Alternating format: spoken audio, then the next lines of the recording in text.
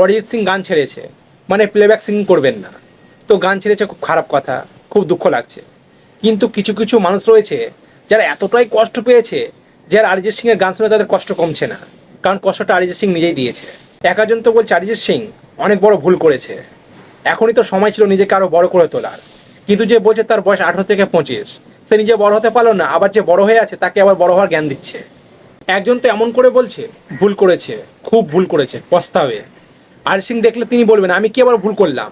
এখন শুধু সব জায়গাতে অরিজিৎ সিংয়ের কথা, চায়ের দোকানে, গলির মোড়ে, কেন অরিজিৎ সিং গান ছাড়লো এটা খুঁজতে সবাই ব্যস্ত। এরকম যদি পড়ার প্রশ্নের উত্তর খুঁজতো না, তাহলে হয়তো ছেলেগুলো আড্ডা মারতো না।